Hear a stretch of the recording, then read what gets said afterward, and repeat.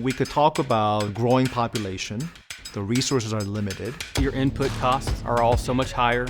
Food security challenges have never been greater globally than they are right now. You know, people are always going to need to eat. More variability in things like droughts and floods in the coming years. It's becoming more and more evident that we have to farm at least in a sustainable way, if not in a regenerative way.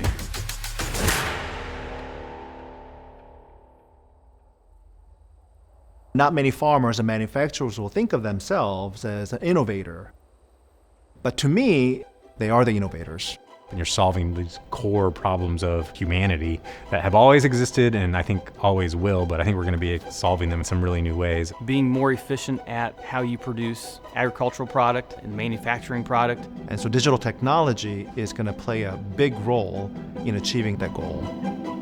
WHIN is a nonprofit organization created to develop a regional ecosystem that empowers globally competitive businesses to plant and grow in our 10-county region. And it all starts with implementing technology in real farms and real factories. These are smart sensors that are connected to the internet, collecting measurements in real-world settings, and analyzing the data in real time to help people make better decisions. Those are things you don't typically think of that would happen in your rural part of America.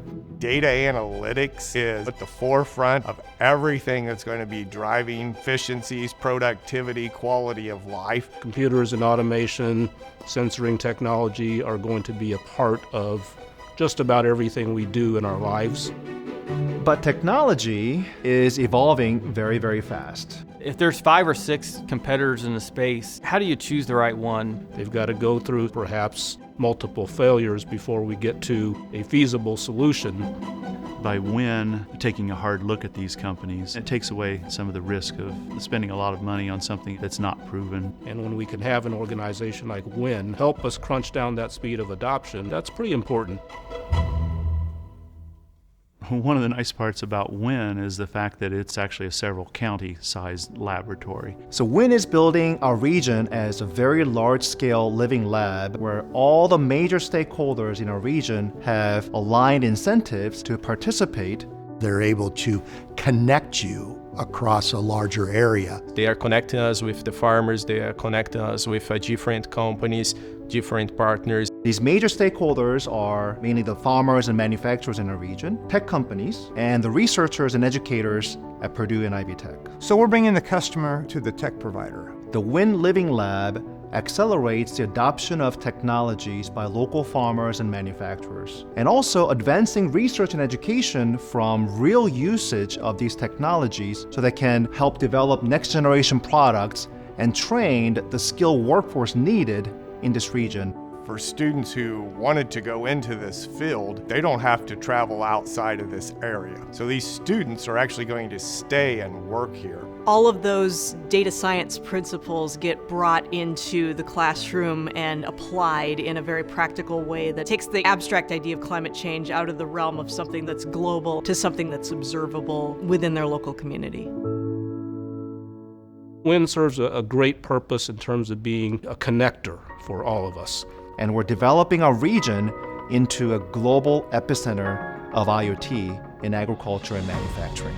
Bringing people together, connecting dots, it's incredibly important. Successful companies attract other companies, and WHIN is a part of that whole story of why a company would want to come to Central Indiana. I think it really could set this region up for prosperity, not being the one that's lagging behind. And hopefully that continues to build on not just what us manufacturers need, but really what everybody else in this region would want to see in terms of the advancement of our local economy.